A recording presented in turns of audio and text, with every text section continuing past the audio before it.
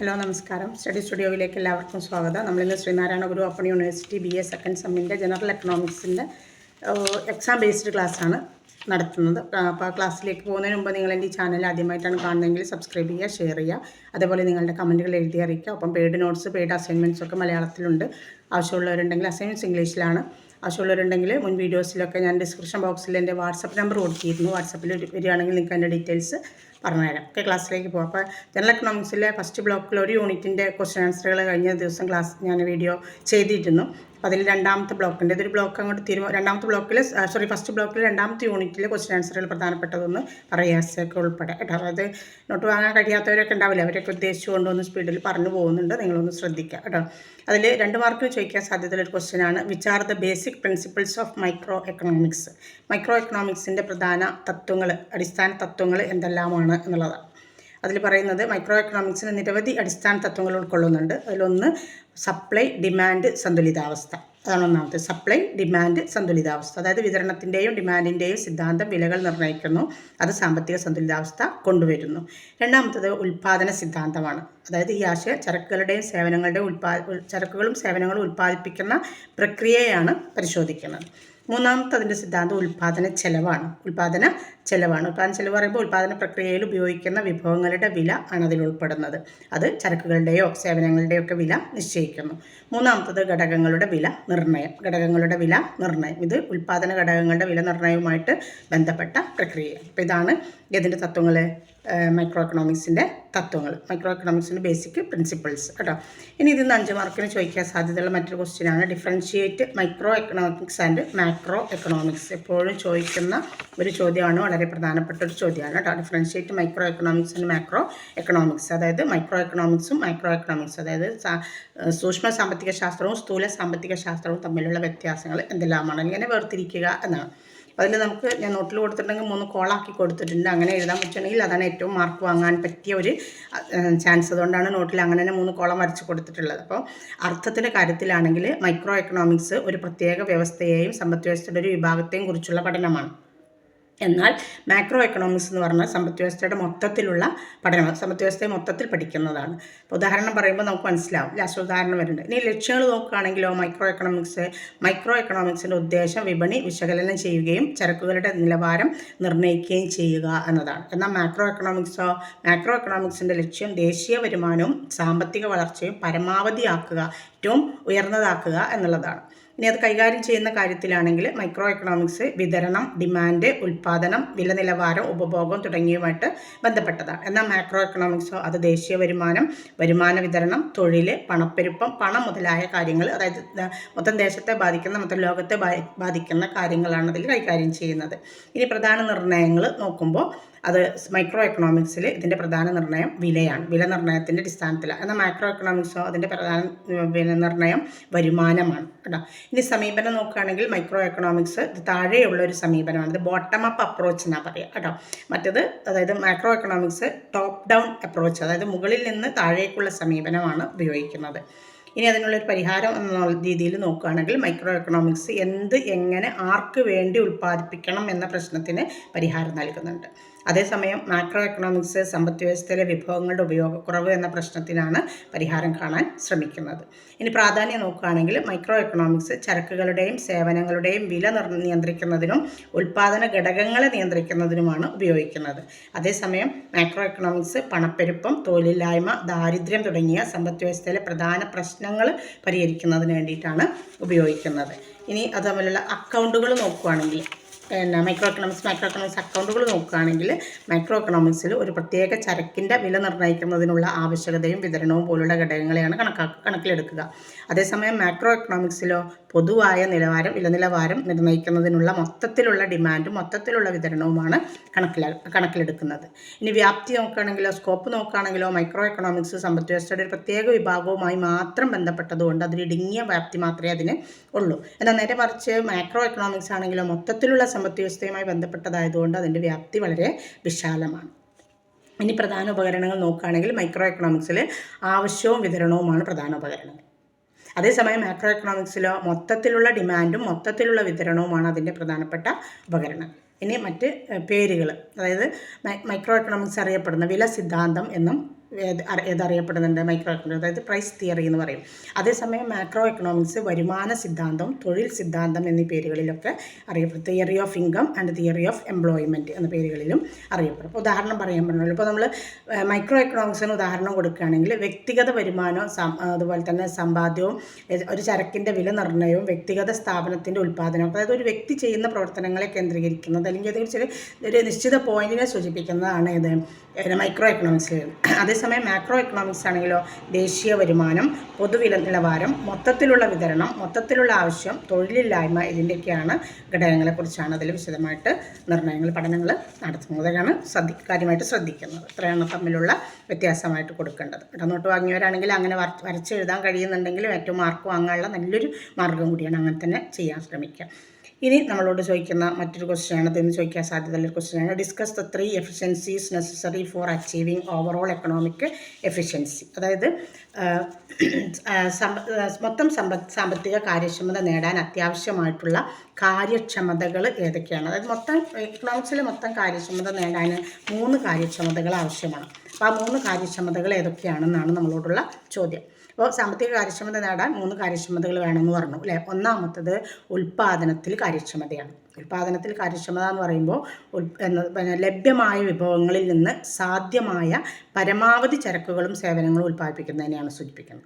രണ്ടാമത്തെ കാര്യക്ഷമത ഉപഭോഗത്തിലെ കാര്യക്ഷമതയാണ്. ഉപഭോഗത്തിലെ കാര്യക്ഷമത എന്ന് പറയുമ്പോൾ ഉപഭോഗത്തിൻ്റെ കാര്യക്ഷമത സമൂഹത്തിൻ്റെ മൊത്തത്തിലുള്ള സംതൃപ്തി വർദ്ധിപ്പിക്കുന്ന വിധത്തിൽ ഉപഭോക്താക്കൾക്കിടയിൽ ഉൽപ്പാദിപ്പിക്കുന്ന ചരക്കുകളുടെയും സേവനങ്ങളുടെയും വിഹിതത്തെയാണ് സൂചിപ്പിക്കുന്നത്. മൂന്നാമത്തത് മൊത്തത്തിലുള്ള സാമ്പത്തിക കാര്യക്ഷമതയാണ് സൂചിപ്പിക്കുന്നത് ആളുകൾ ഏറ്റവും കൂടുതൽ ആഗ്രഹിക്കുന്ന ചരക്കുകളുടെയും സേവനങ്ങളുടെയും സൃഷ്ടിയെയാണ് അതുകൊണ്ട് സൂചിപ്പിക്കുക. അപ്പോൾ സൂക്ഷ്മ സാമ്പത്തിക ശാസ്ത്രം വിശാലമായ സാമ്പത്തിക സംഗ്രഹങ്ങളെക്കുറിച്ച് ഗവേഷണം നടത്തുന്നില്ല. സൂക്ഷ്മമായ അതായത് വ്യക്തിപരമായിട്ടുള്ള അല്ലെങ്കിൽ ചില പോയിന്റുകളെ അടിസ്ഥാനപ്പെടുത്തിക്കൊണ്ടുള്ള പഠനം മാത്രമാണ് ഇതിൽ നടക്കുന്നത്, സൂക്ഷ്മ സാമ്പത്തിക ശാസ്ത്രത്തിൽ നടക്കുന്നത്. ഇനി ഇതെന്ന് ചോദിക്കാൻ സാധ്യതയുള്ള മറ്റു ക്വസ്റ്റ്യൻ, examine the scope of micro economics. Micro എക്കണോമിക്സിൻ്റെ വ്യാപ്തി പരിശോധിക്കുക എന്നാണ്. അത് നമ്മൾ പറഞ്ഞിട്ടില്ല. സ്കോപ്പ്, മൈക്രോ എക്കണോമിക്സിൻ്റെ സ്കോപ്പ് നോക്കാം നമുക്ക്. അത് പറയേണ്ടത് നമ്മൾ പറയുമ്പോൾ കൃത്യമായിട്ട് അതിൻ്റെ സ്കോപ്പ് പറയണതുണ്ട്.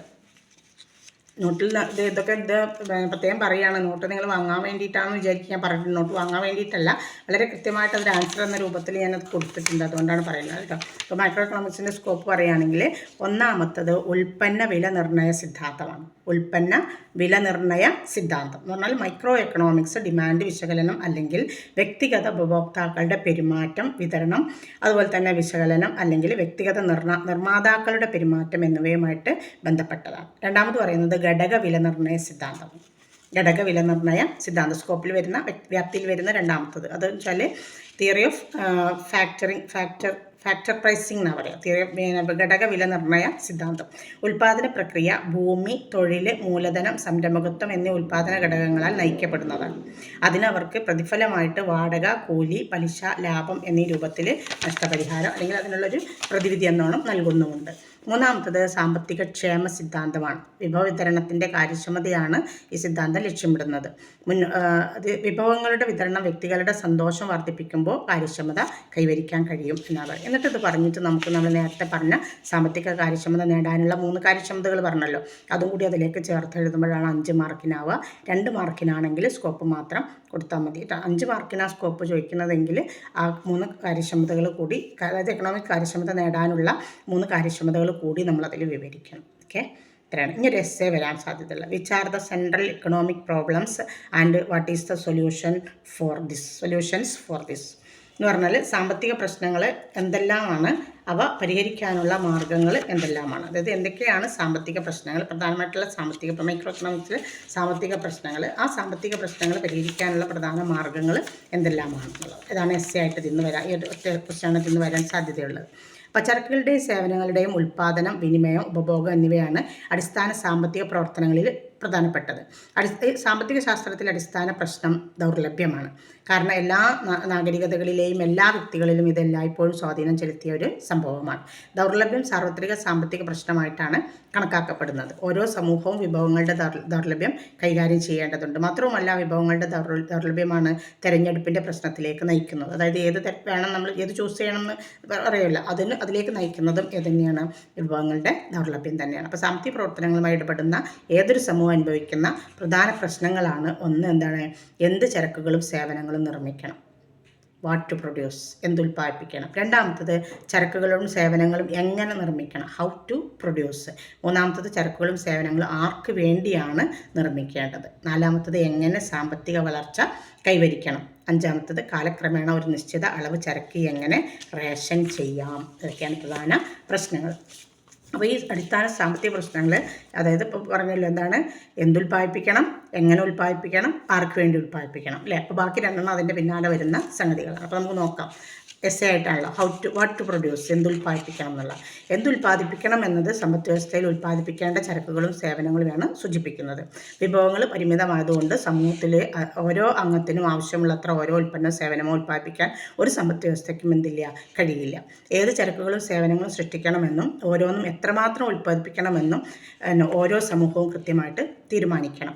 ലഭ്യമായ വിഭവങ്ങൾ പരിഗണിക്കാതെ എല്ലാവരുടെയും ആവശ്യങ്ങൾ നിറവേറ്റുക എന്ന അടിസ്ഥാന സാമ്പത്തിക പ്രശ്നത്തിൻ്റെ ഫലമാണ് ഈ സാമ്പത്തിക പ്രശ്നങ്ങളെല്ലാം ഉണ്ടാകാനുള്ള കാരണം. അപ്പോൾ വ്യത്യസ്ത സമ്പദ് വ്യവസ്ഥകൾ അവരുടെ അടിസ്ഥാന സാമ്പത്തിക പ്രശ്നങ്ങൾ പരിഹരിക്കുന്നതിന് വിവിധ തന്ത്രങ്ങളാണ് ഉപയോഗിക്കുന്നത്. അപ്പോൾ നമ്മളോട് ഹൗ ടു റെഡ്യൂസ് കുറച്ചുകൊണ്ടിരുന്ന എങ്ങനെയാണെന്ന് ചോദിച്ചിട്ടുണ്ടല്ലേ. അപ്പോൾ ഒരു സ്വതന്ത്ര കമ്പോള സമ്പദ് വ്യവസ്ഥയിൽ എന്തുൽപ്പാദിപ്പിക്കണമെന്ന് വില സംവിധാനം തീരുമാനിക്കും. ഇവിടെ നിർമ്മാതാക്കൾക്ക് ധാരാളം പണം സമ്പാദിക്കാൻ കഴിയുന്ന ചരക്കുകൾ നിർമ്മിക്കുകയും വിതരണം ചെയ്യുകയും ചെയ്യും.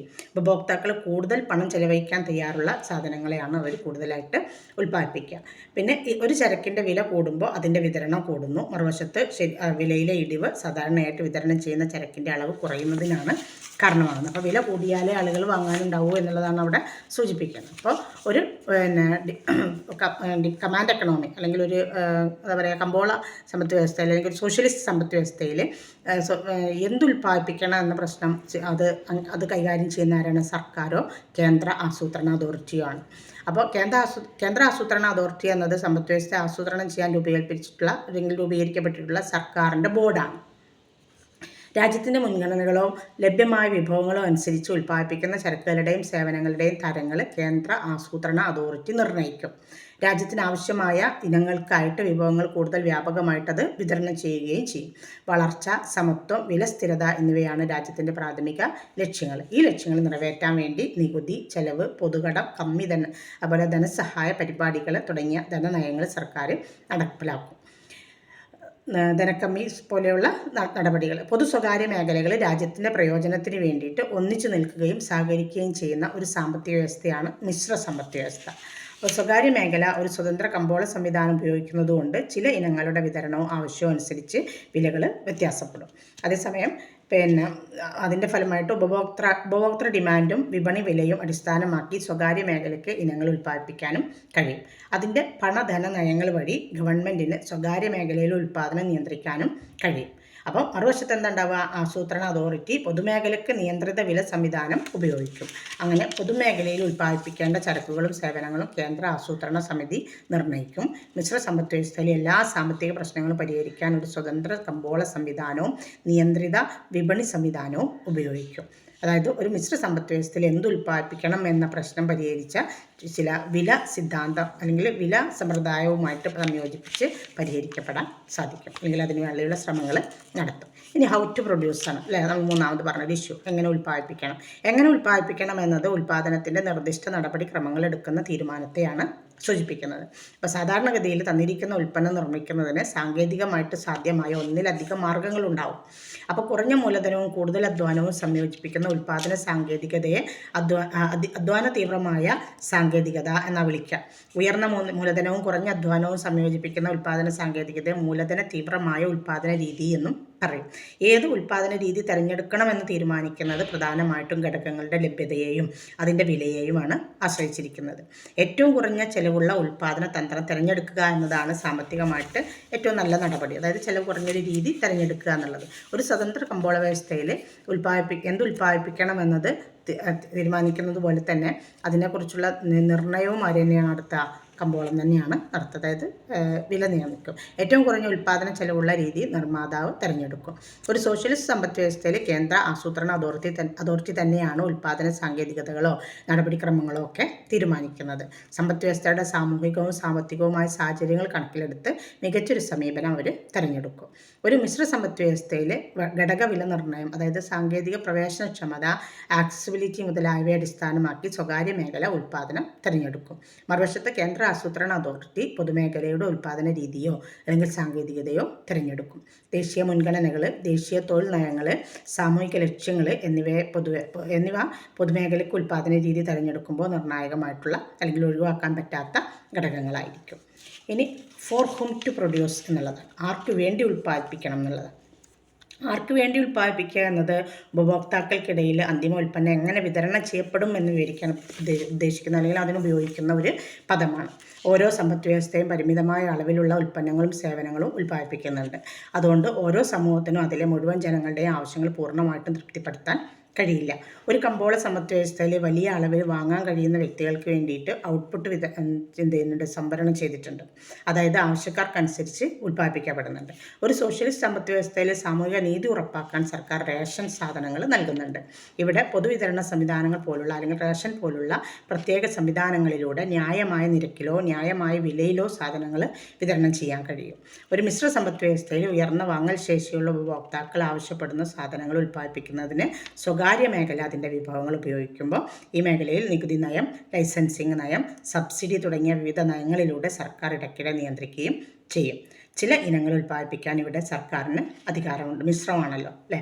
അപ്പോൾ ഇവിടെ റേഷൻ സംവിധാനം ഏർപ്പെടുത്തുന്നത് ദരിദ്രരായ ആളുകൾക്ക് കുറഞ്ഞ വിലയ്ക്ക് സാധനങ്ങൾ ലഭ്യമാക്കുന്നതിന് വേണ്ടിയിട്ടാണ്. ഇങ്ങനെ മിശ്ര സമ്പദ് വ്യവസ്ഥയിൽ സർക്കാർ സാമൂഹിക നീതി ഉറപ്പാക്കാനുള്ള ഒരു ശ്രമവും കൂടി നടത്തുന്നുണ്ട്. ഇത്രയാണ് ഈ ഒരു യൂണിറ്റിൽ നിന്ന് വരുന്നത്. അപ്പോൾ ആ പ്രശ്ന എസ്സേയിൽ എന്തുൽപ്പാദിപ്പിക്കണം, എങ്ങനെ ഉൽപ്പാദിപ്പിക്കണം, ആർക്ക് വേണ്ടി ഉൽപ്പാദിപ്പിക്കണം എന്ന് പറയുമ്പോൾ അതിനുള്ള സൊല്യൂഷൻ എന്ന് പറയുന്നത് ഇപ്പോൾ ഓരോരുത്തർ എങ്ങനെ അത് പരിഹരിക്കുന്നു എന്ന് ചോദിക്കുമ്പോൾ 3 സമ്പദ് വ്യവസ്ഥകളെ നിങ്ങൾ കാര്യമായിട്ട് പഠിച്ചു വെക്കുക. ആ 3 സമ്പദ് വ്യവസ്ഥകൾ എങ്ങനെയാണ് അത് പരിഹരിക്കപ്പെടുന്നത് എന്നുള്ളത് പഠിച്ചു വെച്ചാൽ മതി കേട്ടോ. അപ്പോൾ ക്വസ്റ്റ്യൻസ് നന്നായിട്ട് ശ്രദ്ധിക്കുക, നന്നായിട്ട് പഠിക്കുക. Okay, thanks.